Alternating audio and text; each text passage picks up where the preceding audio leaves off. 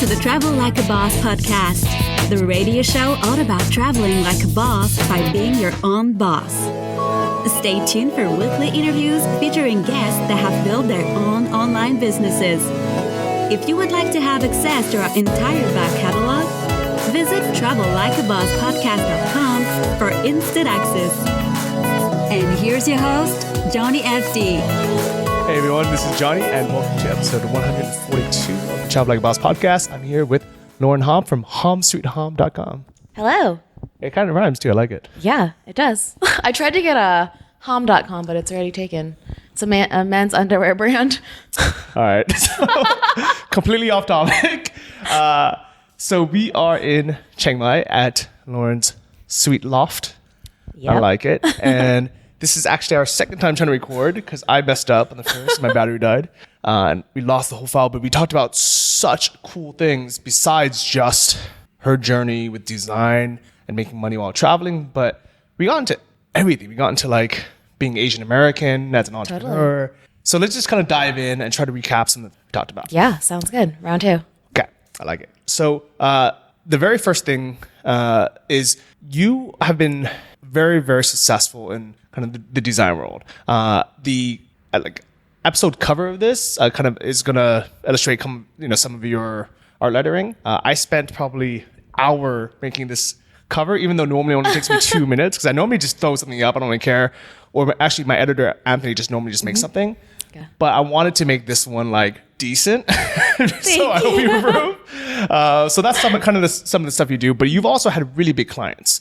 So looking at your website, you've had on Google, Time Magazine, Microsoft, AT&T, Time Out New York, YouTube as your clients. Yeah, it's been pretty amazing. That's awesome. Thank you. But you started as you mentioned in one of your talks, your lunch talks, which I'll have a link to, from kind of nowhere, right? Yeah, absolutely. I didn't even ever have any intentions of getting into the design world. I was always kind of right on the cusp because I was advertising and marketing in school. And so I chose that because, like you mentioned, growing up Asian American, my parents were supportive of me doing creative things, but also like I'd say overshadowing doubt was like, can she make money doing it?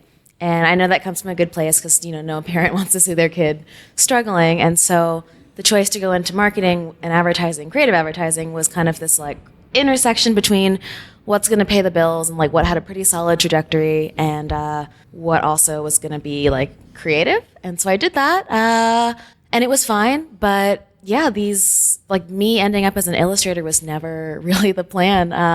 I happened to launch a couple like clever side projects that got my work circulating around the internet. And, slowly, I never had any intention to get paid for it, but slowly, as my work went around, I'd get, a magazine here and there, or like a, big brand being like, hey, like, we like what you made. Can you make something like that for us?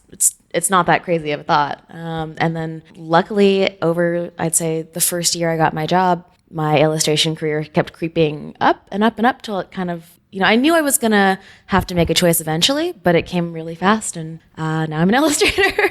I like it. Thanks. And if any of you guys are watching this video on YouTube, this is episode 142. Just go on YouTube, look for Johnny FD, and you can see Lauren is a very cool girl. Some other girl had mentioned when she spoke at the coffee club that you are the trend. You are like what people think. Like let's say someone that works for Microsoft or sure. even at Google, they might be out of touch. They're, in their 40s or 50s, they're a programmer or something. And, they probably don't know what's cool. So they see someone like you and then they're like, okay, so she is what is cool right now. Mm-hmm. Do you think that was kind of by accident, or do you think that's like, are you always looking for the next trend, or like how does that work? So you're trying to ask me if I'm a trendsetter? Yeah. That's a funny comment. I think that, I don't know, aesthetically, I spent the last 7 years in New York, which is kind of like the epicenter of, fashion and kind of culture and kind of everything that's happening. As I've been traveling, it's so funny because I was in Romania, for example, in the spring, and they were saying that they're like a couple years or maybe like a year behind like what the normal trends are, and like things just hit different parts of the world, like from mainstream Western culture differently, and New York just happens to be an epicenter for that. And so I don't know, I honestly think that my trendiness is probably just a product of absorbing so much information from the internet. And I think a lot of the way that we dress and our just general aesthetics are just totally subconscious. We don't even realize why we do what we do. And so, yeah, probably just a product of being like in the epicenter of New York City culture. And as you mentioned in one of your talks, you are into kind of like, I don't want to say nerdy internet memes, but like it is kind of a dorky thing, right? Totally. I mean, my position is always the internet is fucking incredible. And yeah, like I definitely like a lot of dorky stuff. I like a lot of like, I guess traditionally like, cool stuff. Like it's just kind of a mix. The cool thing about the internet is that you could go into any of those corners and like find your people, which is nice. Yeah. Yeah. I think that's changed so much because like if you grew up in like, let's say Iowa 20 years ago before the internet or even 10 years ago, and you had a certain style, you liked a certain thing, you just couldn't ever meet anyone else who liked it. Exactly. And you just felt so alone. Maybe like once a year you can go to some convention for whatever you're into. Yep. But now with the internet, you can literally be connected to these people 24/7. Absolutely. I mean, look at how the digital nomad community has come together, especially here in Chiang Mai. Like without the internet, that would be like word of mouth. Isn't that crazy? Well, I mean, it's like even now, even with the internet, it's still a lot of it is kind of word of mouth where, somebody had to tell me about the 4-hour work week, and then somebody had to tell me about, you should go to Chiang Mai, even though all that information is on the internet. You have the recommendation from a friend. Yeah. So I think it lets it travel faster now. But it's like, I think all trends and all, fun, cool places are still connected with people. Absolutely. Like there's a reason why they're popular. There's a reason why they're trendy, for sure. I like it. So one question would be, do you think that we just got lucky, like falling to these trends? And for example, a lot of people, say like, oh, Johnny, you got lucky that Chiang Mai is this new hotspot because you just happened to be, blogging about it. Like you were one of the first ones to blog about it as a digital nomad.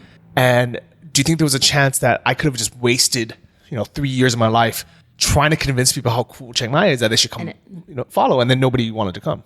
I mean, yeah, I think when we were talking last, I told a similar story about, I think Chiang Mai is cool and like you just got the word out there. And yes, you were one of the first to do it. With hand lettering, I feel similarly, like it was cool and I think it would have been a thing regardless, but I just happened to get into hand lettering, 3.5 years ago as opposed to now. I had a friend ask a very honest question and he was like, do you think you would have found the same success had you started now with like the same trajectory, the same skill set versus 3 years ago when it wasn't as hot? It was still like a hot thing and an up and coming thing. But I think kind of like what I mentioned before, being in New York City, especially in the design world, was very advantageous in the sense that like you really are at the forefront of what everyone's doing.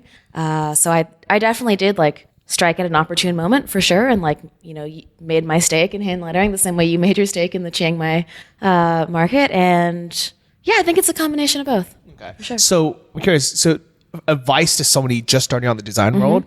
So let's say, they're just starting right now. They want to get design. They think it's cool. Do you think that they should kind of follow a proven blueprint and start, learning things like hand lettering, things that people already want, things that are already cool? Or would you recommend that they, I don't know, just do something that no one else is doing yet? I think I'm going to say a combination again. Like flat 2D illustration is cool right now. Like hand lettering is cool. There's a lot of stuff that's very in, and trends come and go the same way with fashion. I think that my core advice would be you have to enjoy doing it. Like if you don't like hand lettering, don't do it just because you think it's going to make you a quick buck. Like if you enjoy it, like it's good to have it in your skill set. But the cool thing about design and illustration and creative stuff is that we do draw influence from a bunch of different trends, styles, people.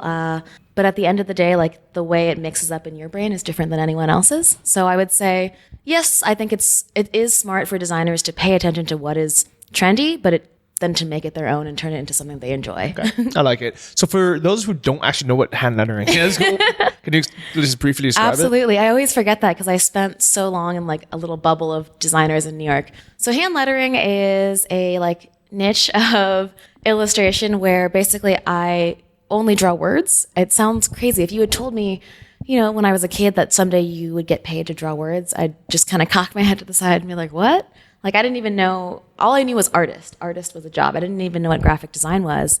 So yeah, I specialize in drawing different styles of lettering for different words. So the best way I can describe it is I give personality to words. And that's really important when you're doing an advertising campaign or, even a t-shirt brand, right? Like if you have a really masculine macho t-shirt brand, you're not going to write your logo in like super curly, swirly lettering. And so it's kind of, I always describe hand lettering as the writing is what you're saying and lettering is how you're saying it. So you could say hello to someone 10 different ways, different tonalities of your voice, right? And so I think visually that's what hand lettering does. Okay. So when I was looking at it, and actually when I was creating this cover, I was like, I can't wait to see this cover. oh yeah. The suspense is it's killing not going me. to be as exciting as you imagine it to be. But when I was doing it, I was like, why would I hand letter something? Why would I like draw these letters by hand when I can just use a cool font? Totally. And then I realized that those cool fonts are probably copies of somebody's hand lettering. They're probably derivatives of that too. And I mean, there is something to be said. Typeface design and font design is extremely hard. And it's definitely related to lettering. Someone did draw each of those characters individually and then program them together in a set, right?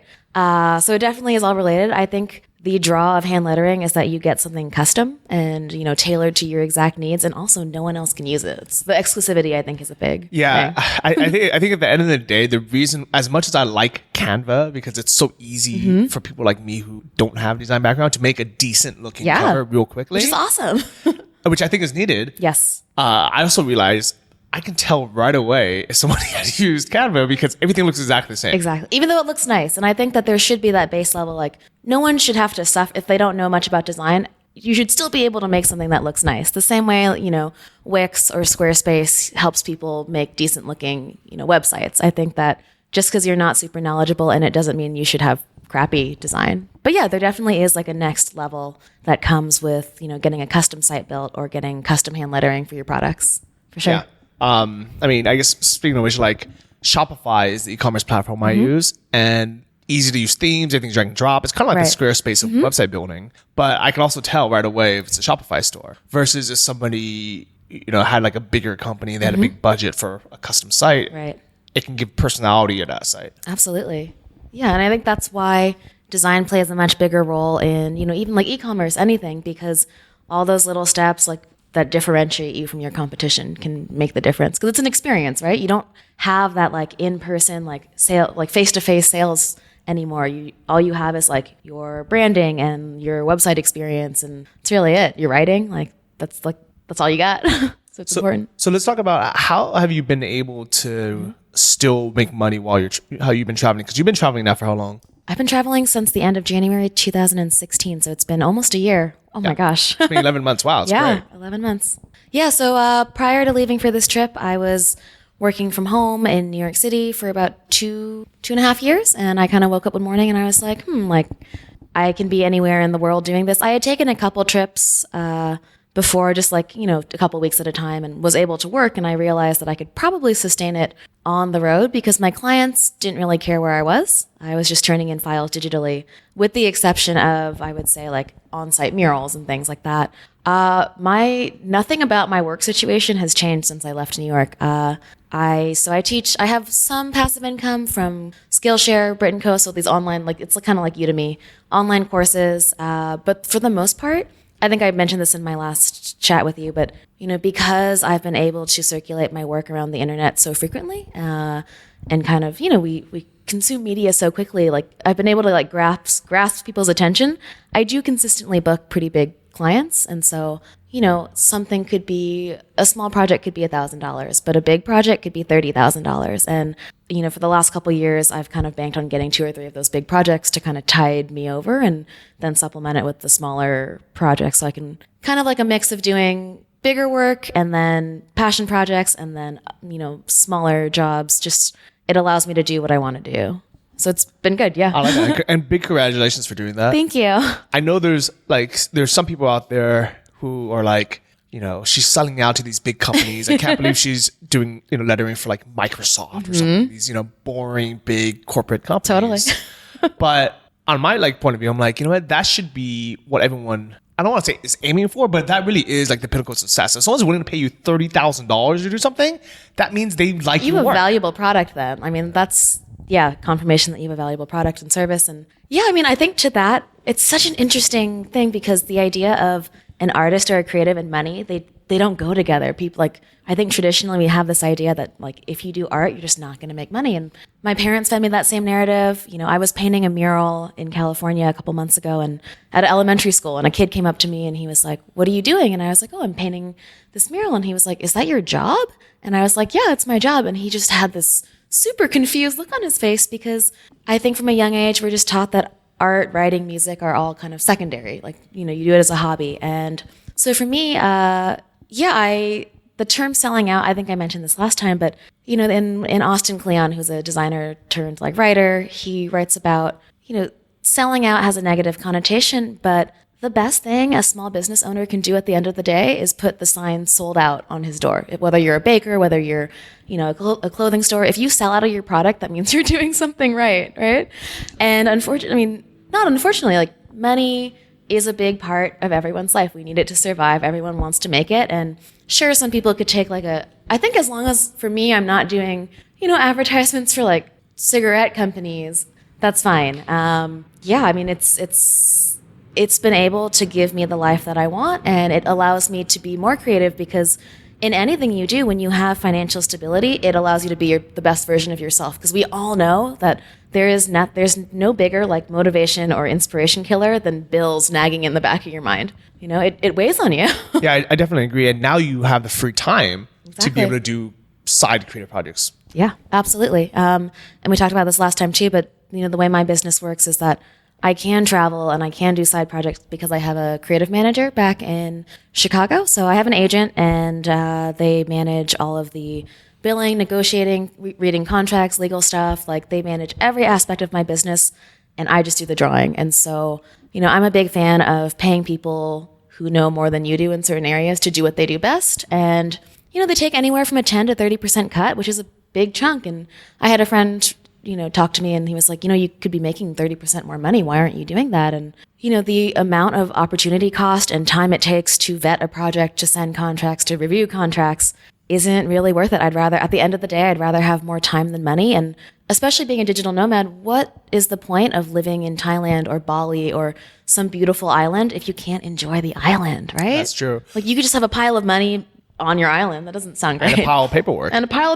Totally. Yeah, I don't want to do that. No. So at what point did you get an agent? And at what point would you recommend someone get one? So I got an agent as I was transitioning from my full-time job to freelance. The reason I got an agent was because I was poking, you know, doing my normal internet stuff, stalking people, you know, not creepily, but I was poking around my favorite designers' websites, all very successful. And I was like, okay, I'm going to try to take a cue from them. What are they doing that I'm not doing? And like, what has really bumped them to this next level of success, bigger client work, you know, being able to sustain themselves. And I clicked on all of their about pages and noticed that they all had representation. And I was like, okay, what's representation? How do I get this? And I started doing research and I realized, you know, you need to have a marketable portfolio. You need to have X, Y, and Z. You need to basically prove to an agent that you can make money so then they can make money from you. You're like a marketable product, right? And so I just did my research. I revamped my portfolio, kind of put together a little spiel about myself, the awards I had won, what I was trying to do, my background with a couple samples of my work, and reached out to about 20, 30 agencies. I heard back from like 4 or 5 and ended up signing with one, and they've been my agent ever since. So it is difficult to get one. It has to be the right fit, but I would recommend getting one if you do want to make design or illustration your full-time thing. If you have a unique style, you know, it's kind of having an agent is, I think, seen as kind of more of a specialty thing, I would say. I'd say if you want to get serious about making design or illustration your full-time thing, and you also don't have a knack for the paperwork, because I know plenty of people who love doing that, who love kind of ins and outs of their business, and I was doing that before on my own, and it just stressed me out, to be honest. Okay, I can see that. Yeah. So do your agents ever find you work or throw work your way? Definitely.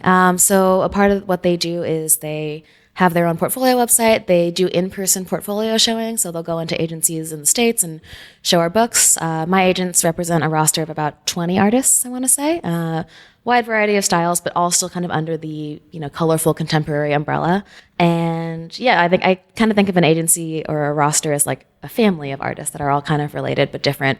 And the cool thing about having an agent is I found my agent because one of my favorite illustrators, John Contino, he is repped by them. And so I reached out to them and I was like, if they're good enough for John, then I'm sure they're great for me. And so since we're all in the same family, if a job comes in for John or anyone else in the roster, and for some reason they can't take it, they'll pitch me instead. And so I've gotten a lot of trickle-down projects. I've gotten projects from existing contacts that they had. Both of them had marketing backgrounds, the two guys who run the agency. So it's really just, having their expertise about how different industries work. And yeah, it's been great. I like that. So, I mean, from that point of view, as like a business point of view, financially, it makes sense because you've now, like, they've paid you back that 30% Absolutely. by giving you more work that you never would have had in the first place. And I like that. And it's like a very abundance mindset. We can help each other out. Exactly. And that's an interesting point you bring up with a lot of things. The scarcity mindset is so like negative and damaging for business, for relationships, for anything, because there's the advice or the number one question I'd say, or one of the top questions I get is, how do you get enough work? Like you're so specialized. And I think my advice is always, instead of looking at other letters as competition, we need to look at it as community. The same way in like the dropshipping community or any business, there's plenty of work to go around. Like people will always need art, and I think it's all about how you position yourself. And if you're smart about it, there's plenty of work to go around. Yeah, and if you have your niche, you can dominate it, and someone else has their niche. Specializing is actually a good thing because it actually, I would say, it ups the value of your product because there's less of it, right? If you're just a kind of jack of all trades graphic designer who does websites and banners and all that stuff, that's good, and you can definitely carve out a business for yourself. But with hand lettering, I think I'm able to justify some of my prices because you can't get what I make from anywhere else. You can get something similar, but not exactly how I do it. I like it. Yep. So if you guys want to see some more of Lauren's work, she has a book out called Daily Dishonesty. Yes, I have 2 books. So Daily Dishonesty, it's like an illustrated, it was one of my passion projects actually that got turned into a book, which is pretty cool, like a 21-year-old getting a book deal. So that's out. I told you my friend found it in Maya Mall, which is cool. Crazy. Awesome. Yeah, they're sold out now. We went in and asked the woman if they had any more, and apparently that bookstore chain has them in Bangkok. So if you need a Daily Dishonesty book, you can go to Bangkok. Okay. And then I just came out with a new one. It's a year-long guided journal called Good Things Are Happening. It's actually right on my desk. I'll go pull it in a second. Ooh, okay. So that just came out, and it's pretty exciting. It's cool to see. Can you grab it? Yeah, I absolutely. definitely want to hear it. So also, aside from kind of that work, if you want to know more about her actual business, she did a really good talk. I'll have a link to it below, but it was a lunch talk with designers, and that's where she broke down how this book started and how she used a bad breakup to make $10,000 off her ex-boyfriend's tears. A lot of cool things in there, but the reason why I don't want to repeat all of that on this episode, even though I think it's very, very awe-inspiring, is because they can just watch that talk. So. Totally. Show notes, episode 142 of the Travel Like a Boss podcast. You can see it there. And she also gave kind of a similar expanded talk at the Nomad Coffee Club. So if you guys were in Chiang Mai last week, you guys saw that. So very cool book. If you guys are watching this on YouTube right now, it's a physical book. And it's pretty long. How many pages is it? I don't know how many pages. So it's a guided journal. So there's 52 illustrations, 1 per week. And it's called Good Things Are Happening. And it's just funny little day makers, I like to call them. Late for work, but your boss isn't in yet. Yes moments. And so, it was what I was talking about in the Nomad Coffee Club talk, is that a lot of the inspiration from my work comes from everyday life and these little human moments that I grab onto. So, you mentioned the breakup. Everyone goes through breakups and knows what that feels like. And so my whole creative philosophy is, when you draw from everyday human emotions, you actually have a really wide audience for your products, because we all know, we all feel similar feelings, I suppose, right? So a breakup, a 40-year-old lawyer could go through a breakup and feel similar feelings to a 13-year-old girl, right? So it's very humanizing. Yeah.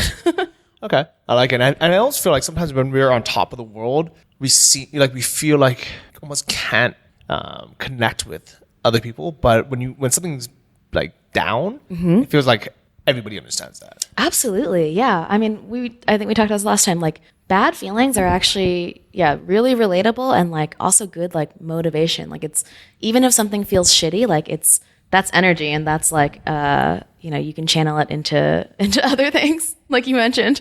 Yeah. So, one of the reasons why my income has grown so much this last year is because I had a bad breakup, and instead of wanting to, dive into doing something else, I just dove into work. And I was like, you know what? I need some time to heal. I need some time to get over it. I don't want to date anyone else seriously until then. Let me just do what I know how to do, which is work. Yeah. Yeah. So that was probably like the catalyst for you to like, I'm sure you were hustling hard before, but it kind of pushes you over the edge for sure. Yeah, definitely. So it's one of those fun things. So one thing that was really interesting that I had noticed the last time I sat with you is that you are the first Asian girl, or at least definitely Asian American, right, that I've had a long conversation with, hung out with since I left California. Because every girl I've dated since I left 8 years ago has been Caucasian. Interesting. Is that a product of like traveling or? Well, I think I started dating like non-Asian girls like my last year or two when I was in LA.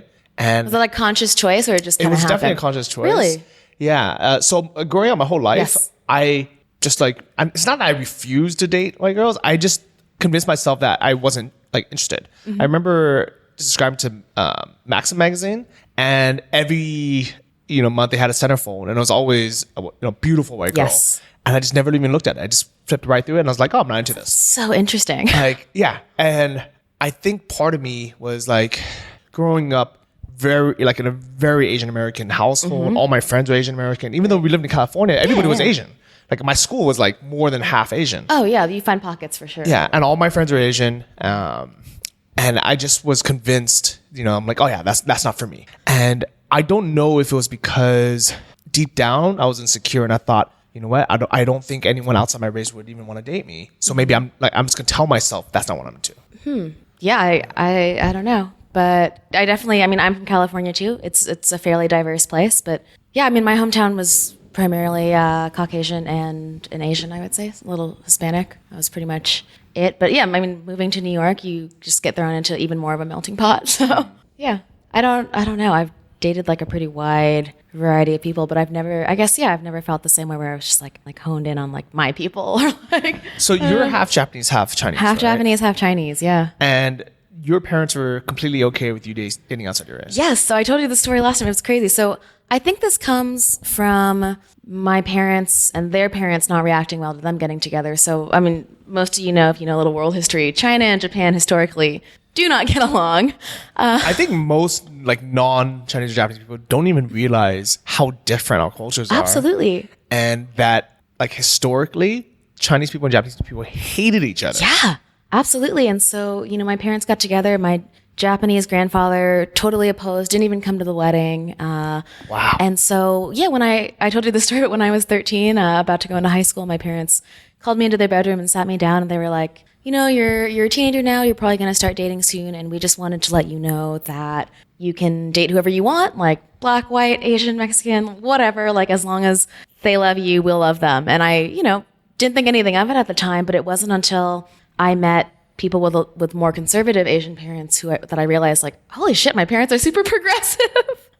Yeah. Because you mentioned awesome. your parents would prefer that you date a Taiwanese girl. They wanted me to marry a Taiwanese girl. They were like wanting to set me up with an arranged marriage. Is that still common in Taiwan? I don't know. I guess like part of it is I'm sure there's a lot of Taiwanese girls that want an American passport, so they'll like marry like an Asian American guy, so they come here.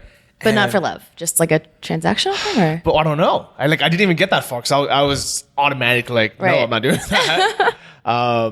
Yeah. I remember, I don't even know if I really dated any Asian American girls, like Chinese American girls, super seriously. Because I don't actually remember introducing them to anyone who actually spoke Chinese.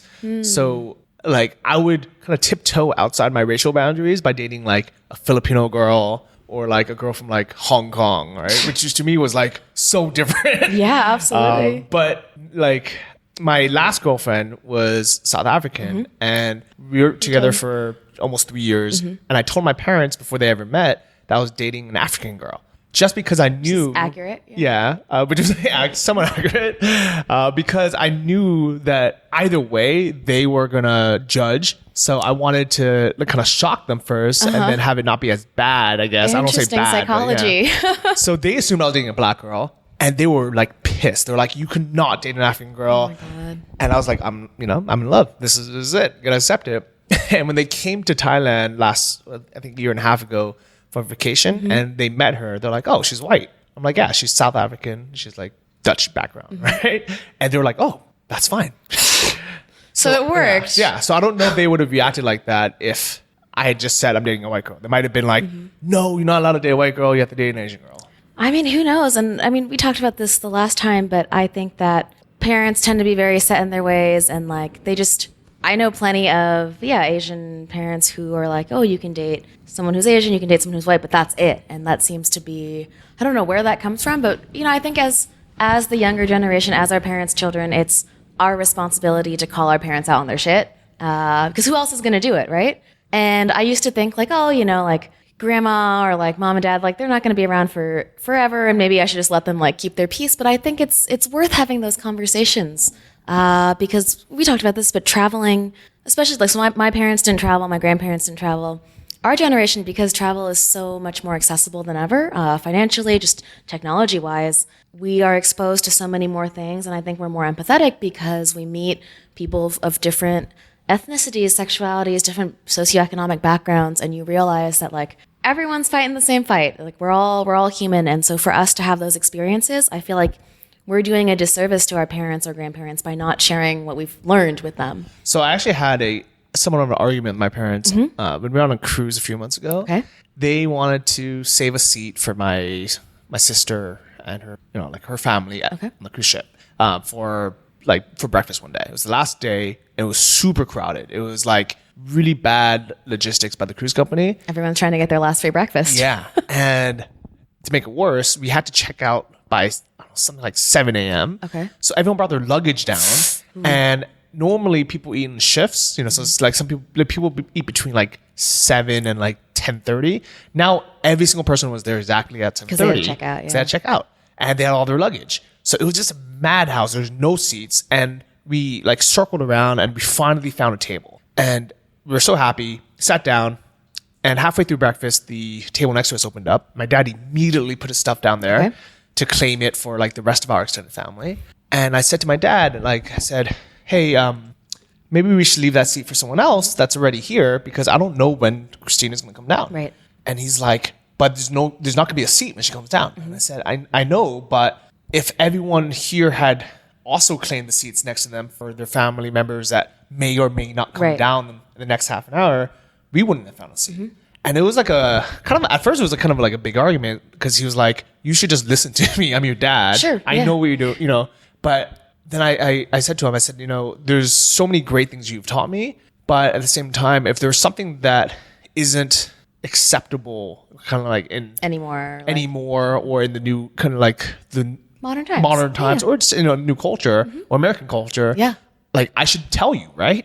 And at first he disagreed, but I said, "Okay, example, spitting on the street is common and acceptable in China. Okay. Is that if you were spitting on the street in San Francisco, would you want me to tell you, hey, don't do that? That's not acceptable?" And he's like, "Yeah." And I said, "That's exactly the same."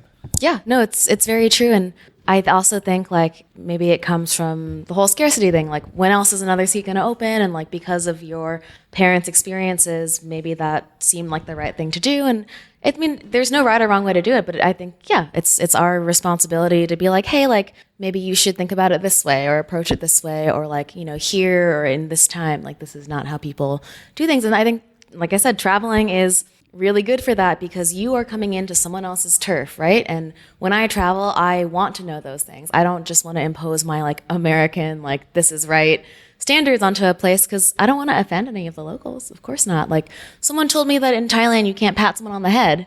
Have you heard this? Yeah. Because your soul lives at the top of your head, apparently. Or like, in some cultures, giving someone a thumbs up is giving them the middle finger. Or like at the end of a meal, some places you're supposed to leave a little food or you're supposed to finish it all. Like there are things that are perceived different ways, different places. So there's not like one steadfast rule. And I think those things I always find interesting because there's always a reason for it too. It's not like there's one right way to do it. Exactly. And teaches you a lot. It is interesting, Yeah, like slurping your food can be good in a place. Slurping your food can be rude in a place. But I think like when we look at it, we can't just look at the one thing. We have to kind of see the whole reason behind it, like the whole culture behind it. And I think that's what's so cool about travel. And I think that's what's kind of opened my eyes so much about who I am, the pros and the cons. And I've actually realized that having, being raised in this Asian American culture has a lot of pros and cons for even travel or life. One thing that I think the reason why I don't have that many Asian American friends traveling with me, besides my buddy Chris now, which it took 4 years to convince him to come out, is because just texting him every day. Just like one little exactly, literally.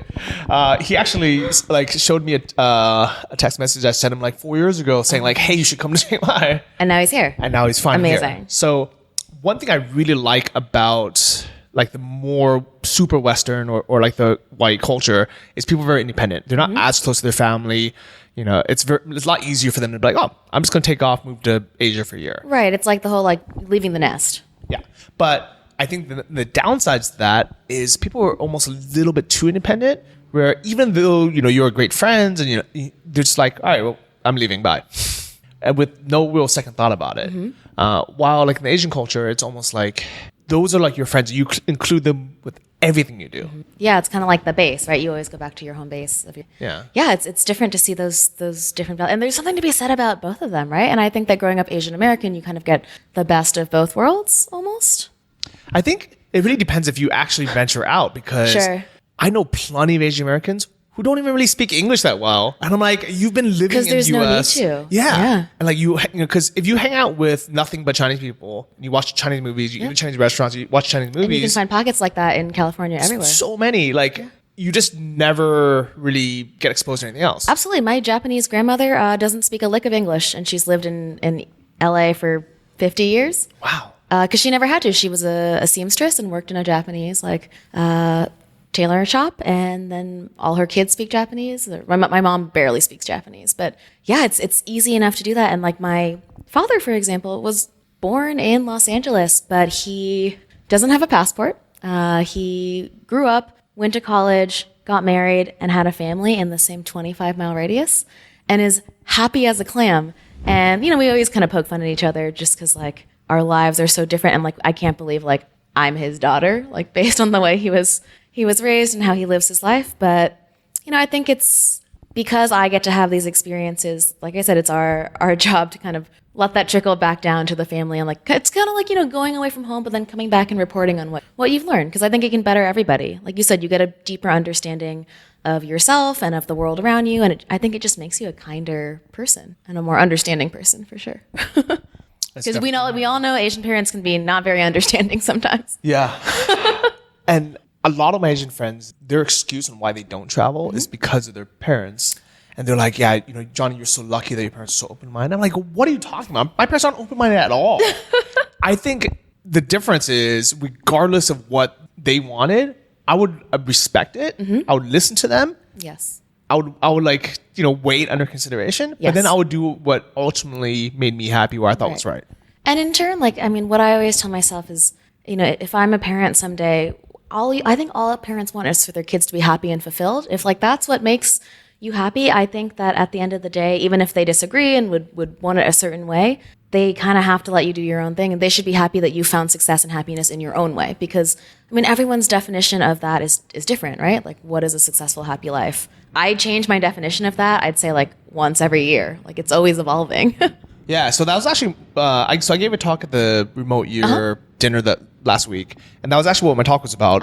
They called it the good life. That was the topic, and I think I might actually do a variation of this for the Nomad Summit this year, because I think there's so many things I could have dove in real deep on. But basically, I was looking at I compared it to Maslow's hierarchy of needs.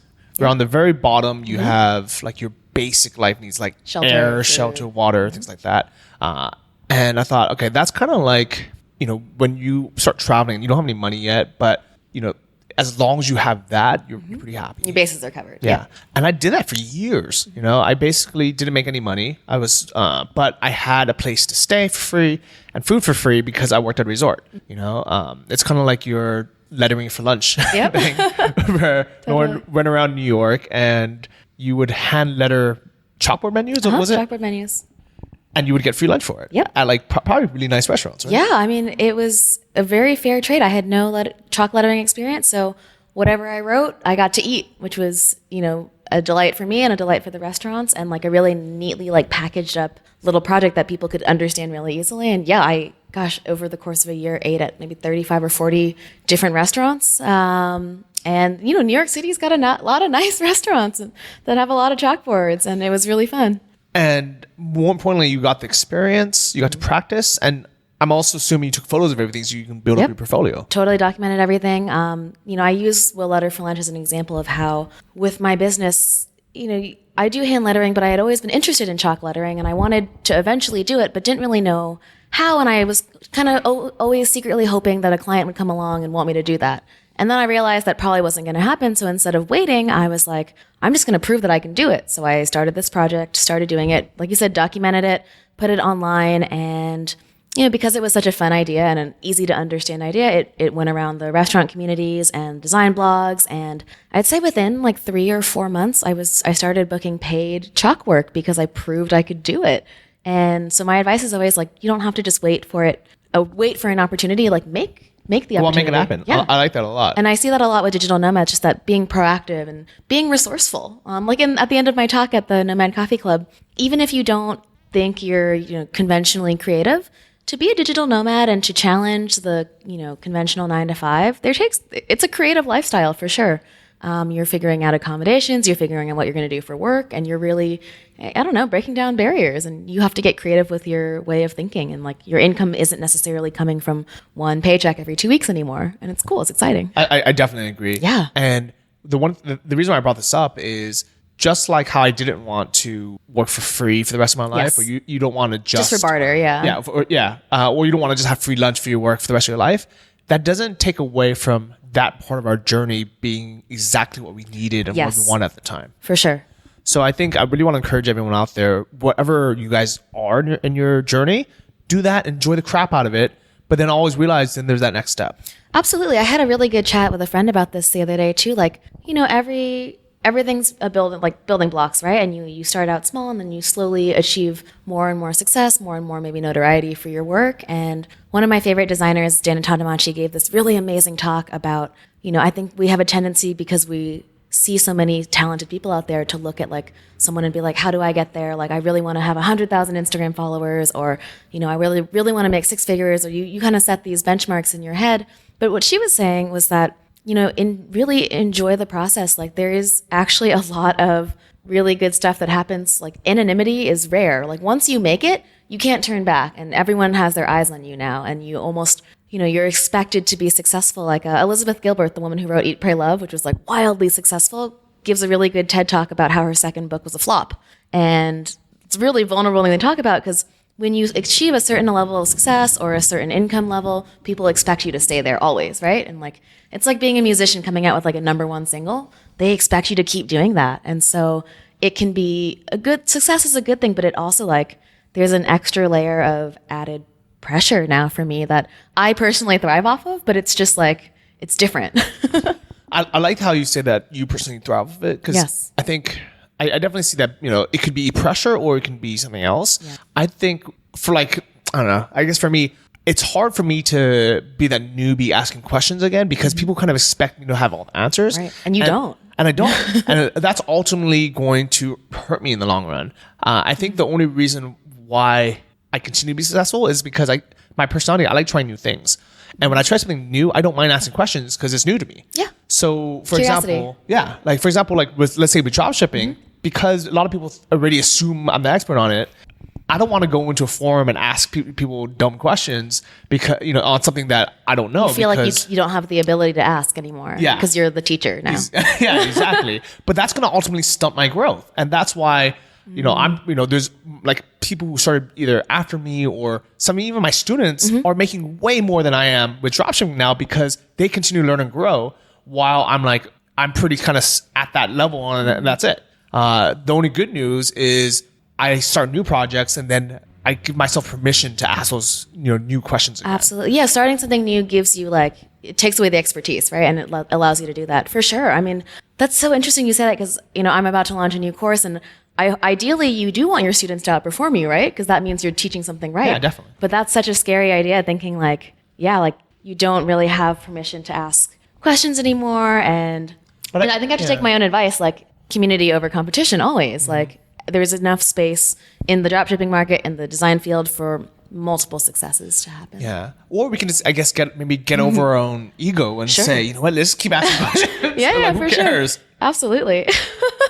Or I guess, I do still ask questions, but instead of asking them let's say on a public Facebook group, I have friends now that I know are successful, so maybe I'll ask them. Yeah, or mentors. I'm sure you still, even though you've worked your way up, I'm sure you still have mentors. Yeah, definitely. There's always someone, what did my dad always say? He said, there's always someone who knows something that you don't know. Yeah. And if you look at life that way and you are always curious and you're always asking questions, all you need to know to teach is just know a little bit more than someone else, right? I always thought that too. I can't teach a course because I'm not an expert, but expertise is relative, right? So I could be an expert compared to someone who's a beginner, and then someone else could be an expert compared to me. And I think a lot of times we actually can teach better when we just 1 or 2 steps ahead of someone else because we still understand, and it's more relatable. Yeah, we understand the struggles, where they came from, and it's a great point. They see that you're not that much ahead, so it's they can catch up. It's attainable, for sure. Yeah, that's a really great point because I think that's kind of who I'm targeting with my course is someone who was in my position a couple years ago, just feeling burnt out, and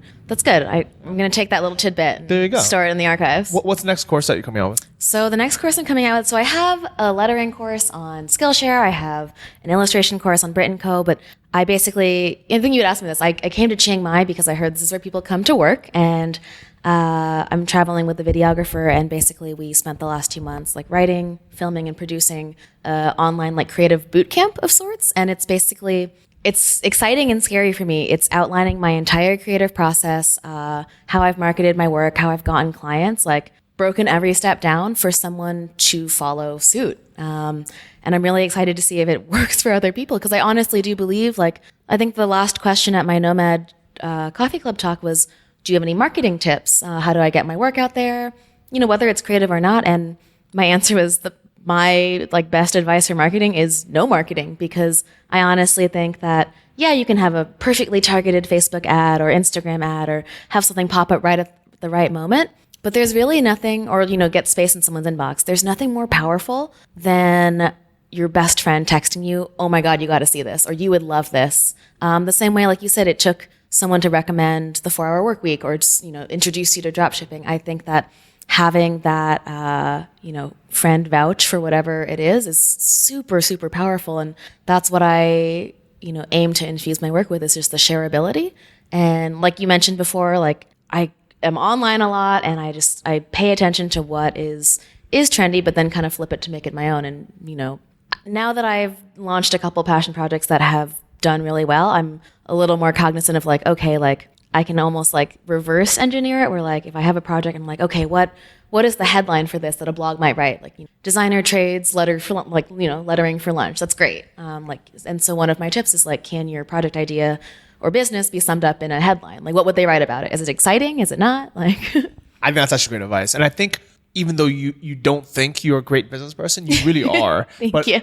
What more than that, you create good content first. And I think that's the same with me. I've never taken any ads out for any of the things I do besides e-commerce is different. Sure. I want to sell table, I have to take an ad for that. But for my blog, my podcast, I've never taken any paid advertising. Amazing. And it's exactly what you're describing, where I create good content that I know people want to share. Yes. And, I appreciate everyone sharing it. So exactly. Your audience, even if it's small, they're your best tool for sure. And to build trust and credibility, there's definitely an art to it. I definitely agree with that. So one thing I wanted to quickly talk about was remote year. Yeah. What was your experience with that? Why did you sign up and what was that like? Yeah. So I was part of remote year 2. So the second program that they ever launched. So I originally started traveling with them. For those of you who don't know what remote year is, it's a 12-month program where you travel to a different country every month.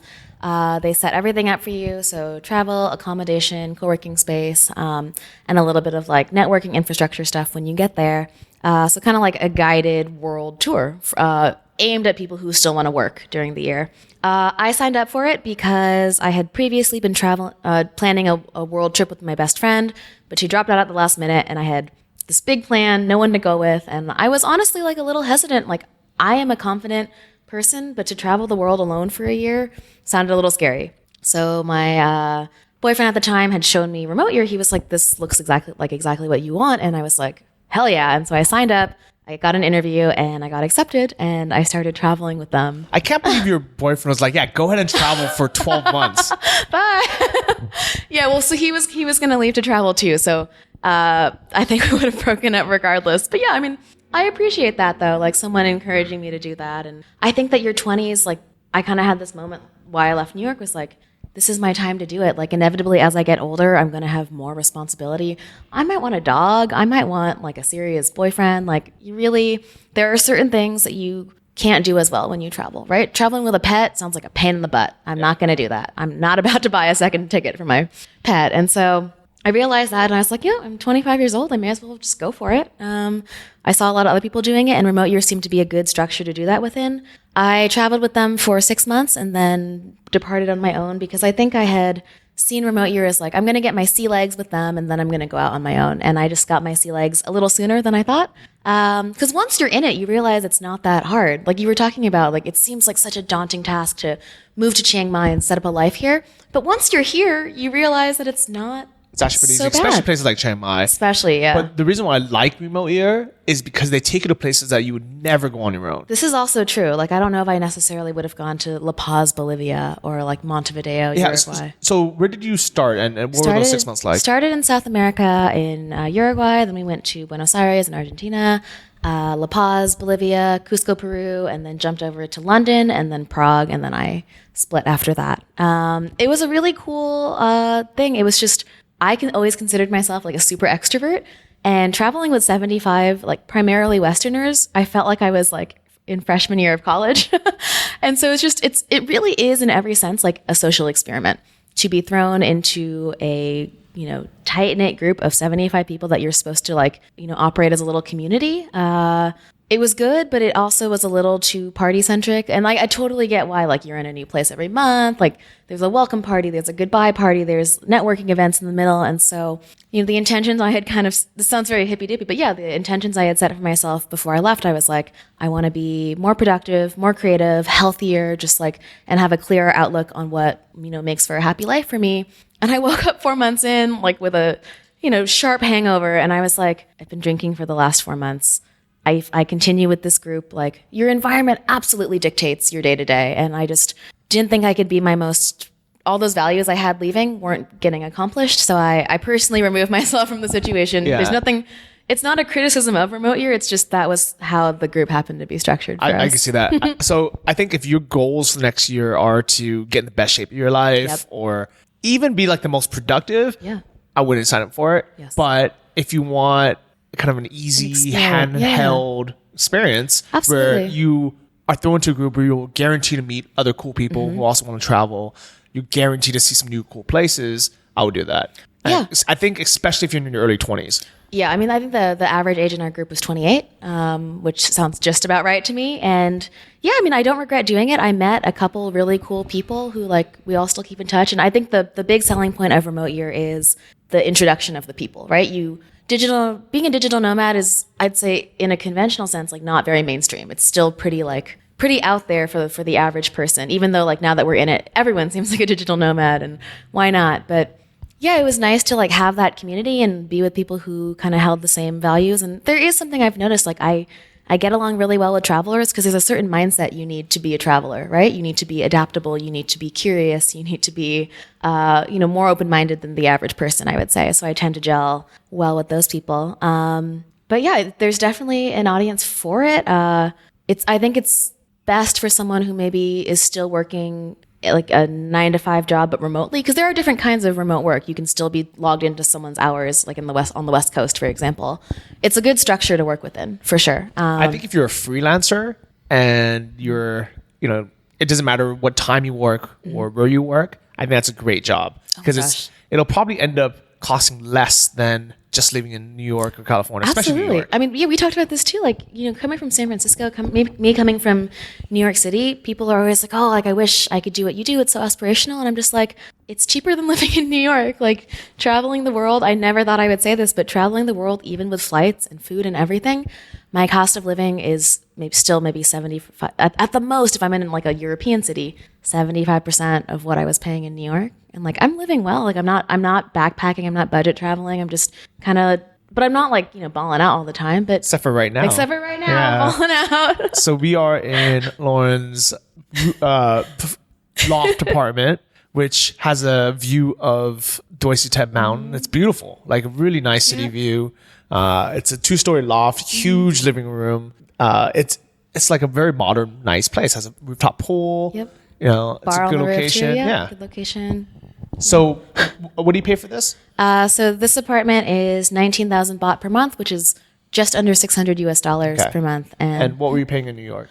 In New York City, I was paying $1,600 a month for a small 1-bedroom apartment way out in Brooklyn. And then I was paying $1,400 a month for a bedroom in a 2-bedroom apartment in like the heart of, Brooklyn, Williamsburg, which is like a trendy area. So this is about a third of what I was paying in New York. And an apartment like this in New York City would easily rent $4,000 a month. Yeah, especially in a good area. So she is basically just a few blocks north of the coolest area. So imagine you being, let's say 10 blocks north of East Village. Yes. In a beautiful giant loft apartment with a nice view. Floor to ceiling windows, balcony. Yeah. This would easily cost. Yeah, $4,000 a month for sure. And that's just for rent. That's just for rent. Yeah. And I mean, I think that's the hard part about, it's a good and bad thing about New York is that your rent is so expensive, but then if you want to do stuff in New York, if you want to go see a show or you want to go try a new restaurant, it's pretty pricey. Like my friends and I always joke, like, on a night out in New York, you could easily spend a couple $100s, and not even on like a fancy night out, dinner, drinks, like taxi ride home. It really does add up over time. And, salaries in New York are higher, but that is because the cost of living is so high there. So far today, it's already 2:10. I've spent $3 today. And that includes me going out to lunch with a friend. We had some bone broth soup, which is like nice paleo style soup, which if you went to like was it Hugh restaurant in New York? It's like a paleo restaurant. Yep. It would have been $13. I got us 2 coconut milk Americanos, which these would have been like $6 each in New York. Absolutely. Oh no. Yeah, without a doubt. Yeah. And as things are cheaper here. It's just like you can do whatever you want to do and have no responsibilities, which I love. Absolutely. And I mean, especially like if anyone who's watching is creative, one of the biggest things I've learned this year, and probably one of the reasons why I most likely will not set up base back in New York, maybe somewhere else in the States, but as a creative, if in New York it was great because you have access to all these design organizations and you're at the forefront, but it's a lot of pressure to have to make $7,000-8,000 a month just to like live okay. And so if you come to a place like Chiang Mai or I was in Prague before this, and just the cost of living is so much lower. When there's not as much pressure to have to make ends meet, you really can be more creative and be more experimental with your business and your style. And it's pretty liberating, to be honest. Like a $50,000 salary in New York City, you're barely scraping by. If you're making $50,000 working remotely in Chiang Mai, you can have the world. Yes. And you could have $40,000 in the bank at the end of the year. And so saving money is a big thing too. And this is something that creatives don't necessarily talk about because, like I said, creatives and money, like they don't go together. Having a financial like fallback or cushion has been so important to me being able to find success, because without that nagging doubt of like, oh my God, I'm going to crash and burn, like I can take a month off and just paint if I want for a month, which is amazing. And so, I read a really interesting article about a couple who paid off all of their student debt by moving to Bali for a couple years, which sounds like a dream, right? That's a great headline, actually. Yeah, move to a tropical island, like make an average salary, but save 80% of it and just put the rest of it, towards living expenses, and then whatever you save goes towards your debts. Like it's actually kind of like, I hate the term, but it's like a life hack. You really get around the system. I think $40,000 in student loans after UC Irvine, and I moved to Koh Tao, a little scuba diving island, because my rent was 150 or maybe, I don't know, maybe it was 200. Gosh. $200 something a month. To live on an island. On an island, like a block and a half from the beach. Yep. You know, it was like, you know, very basic bamboo hut with a hammock, but I was very happy. Especially at that point in my life, I was so happy doing it. All I had to do every day is wake up, go scuba dive, which is what I wanted to do anyways. Of course. And I was able to pay off all my student loans within a few years just by having my extra, you know, just like whatever extra money I had from things like unemployment. Yeah. You know, be able to just, instead of using that money to travel or stay in luxury places, I just said, you know what, let me just, you know, live cheaply and just pay this off. Absolutely. And, you know, it's always that, you know, psychological grass is greener thing. People look at someone living, you know, an island life and think that that's aspirational, for, you know, from their cubicle in New York City and vice versa. But travel can actually be a smart way to save money. You just have to be willing to take that leap and like get out of your comfort zone and like, yeah, maybe you don't speak the language or maybe you don't know what it's going to be like, but you can save a shit ton of money from a financial aspect. Yeah. But one thing I kind of want to leave with people too is even though you're comfortable traveling cheap, that I think it's a very, very good idea to also think kind of like the big picture and be able to make, you know, those big paychecks. Absolutely. And have like a legitimate business where if you wanted to, you could live back in New York and have a good life. Absolutely. Or you can continue traveling. And it's not like a forced thing. Yeah, I don't think anyone wants to be like a budget backpacker forever. Or maybe they do. Who knows? But yeah, I think that's a great point that you make. Like being location independent, like ideally means you can be wherever you want. And I'll leave you guys with this quote from my very wise father too. He always told me, you know, money can never buy you happiness, but it does give you options. And that is something that stuck with me my entire life. And kind of the basis of my whole like financial philosophy is like, I want to make more money so I can do whatever I want. Like, and so I can help whoever I want. And really you have more control over your life. Like I can live in New York or I could live, you know, in Koh Phi Phi and, you know, scuba dive every day. That sounds great too. And just to have, or to be able to just book a flight on a whim and just kind of get out when you need to. I think that's really important. I forget who wrote it, but I read a really great thing about this woman encouraging everyone to have a fuck it fund. This is a great way to phrase it. You know, of $5,000 or $10,000. So if life really shits on you one day, you can just say fuck it and move somewhere else or try something new, and to leave a bad job, relationship city. Like it's. I like it. And I think most people don't realize this, but all of you guys do have $5,000 or $10,000. Even if you don't have it in the bank, sell all your crap. Yeah. Sell your car, sell all your clothes, sell the crap you bought that you probably shouldn't have. That you thought you needed. Yeah. That you can easily replace if you ever go back. Absolutely. And just take a chance. You know, it's worth it. Yeah, look, we're sitting here, we're fine. Hi, Mom, hi, Dad. Like, yeah, we're living, breathing proof that, like, 2 Asian Americans with tattoos who are, like, living an alternative lifestyle can, like, thrive. It's pretty cool. I like it. So here's to your success, but thank more you. Same importantly, to you. to taking these big Cheers.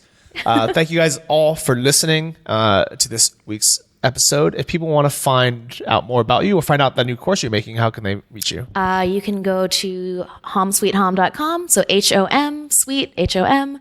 Or you can find me on Instagram, just homsweethom. Yeah, that's me. I'm all over the internet. Okay, I like it. And if you guys want to check out this week's blog post, it's on johnnyft.com, and it's called 17 Lessons I Learned from Traveling to 17 Countries This Year. I like it. So check that out. And Lauren, thanks again. Yeah, thanks for having me. I will see all of you guys next week. Bye. Peace out. Thank you for listening to the Travel Like a Boss podcast. If you want to hear more, including the bonus How to Choose the Perfect Niche episode, join our mailing list at travellikeabosspodcast.com. See you next week, and remember, if you want to travel like a boss, you need to be your own boss. So start your online business today and start living the lifestyle you've always dreamed of.